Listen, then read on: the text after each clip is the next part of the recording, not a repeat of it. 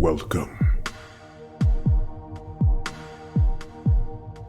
Let's plays. Gameplays. DIY projects. 2. Arcade gaming.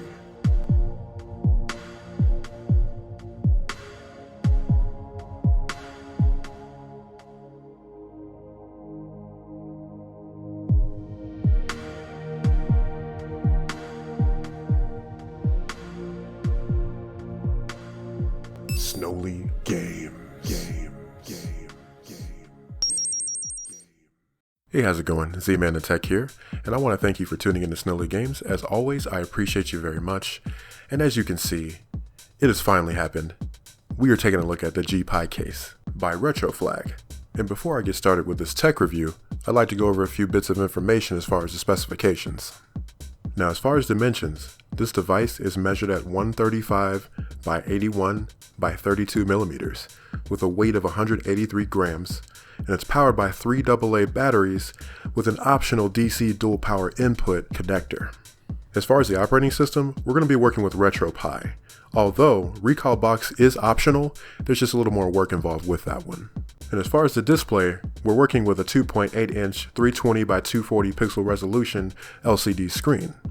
Now, since this is a legit case, there isn't actually any computing power involved with it. It's actually run by the Raspberry Pi Zero or 0W. So these next specifications are going to be relative to just that, which are a 1 GHz single core CPU, 512 megabytes of RAM, and up to 32 gigabytes of storage as a standard. However, a larger one can be used in the future with some tweaking. Connectivity wise, we're looking at 802.11n wireless LAN and Bluetooth 4.0, which is exclusive to the Raspberry Pi Zero W. And last but not least, if we go by the first Amazon listing, we can say the release date was May 16th of 2019. As far as the capabilities, this device is powered by a Raspberry Pi Zero/0W as stated earlier, which entails the performance and compatibilities that are indicative to the standard RetroPie setup, outside of the GPi case per se. That being said, you can expect decent to exceptional performance from the earlier retro game era.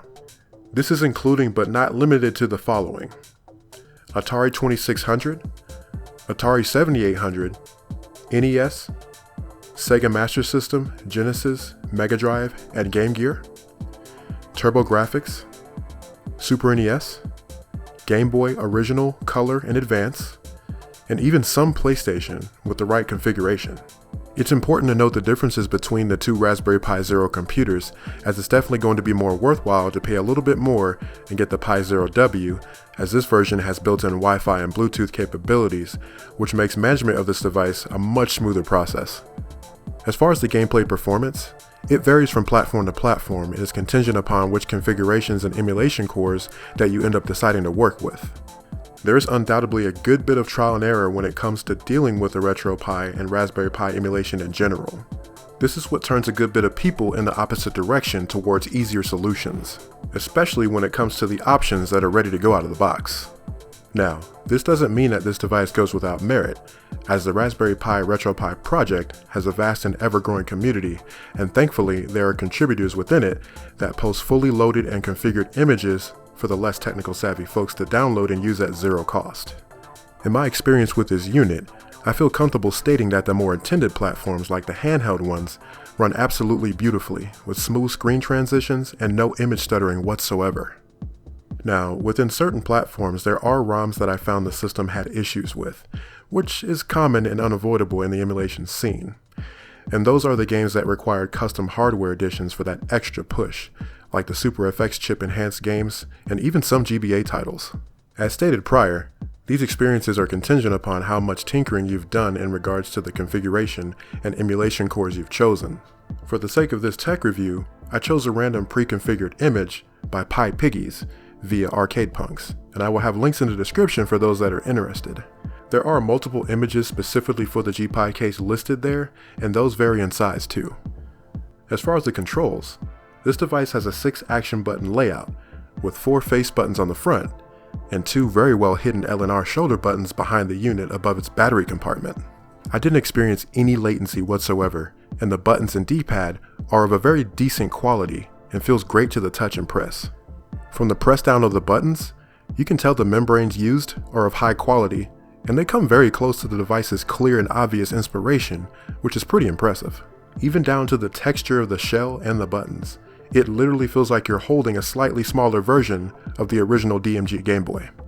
The only area for improvement concerning the controls is that the D-pad isn't exactly flush within its housing, but it's comfortable and responsive enough to where it's not much of a concern and by no means dampens the experience.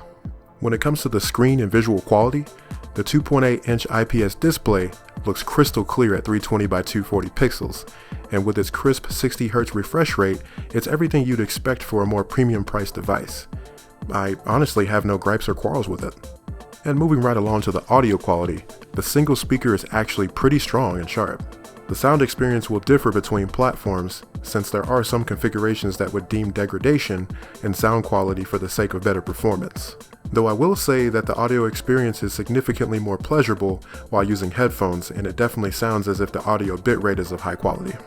So, overall, this is a beautifully crafted device that pays a huge homage to the late great DMG model of the Game Boy, and its unique and innovative design makes it very much more accessible to work with in comparison to the various other Raspberry Pi DIY handhelds out in the market that require soldering and other computer electronic skills to assemble them. The need to buy additional hardware such as the Raspberry Pi Zero computer with microSD card that this device is dependent on to even run could be considered a caveat to some. As stated earlier, the D-pad not being completely flush in its housing is a slight concern, but it's passable.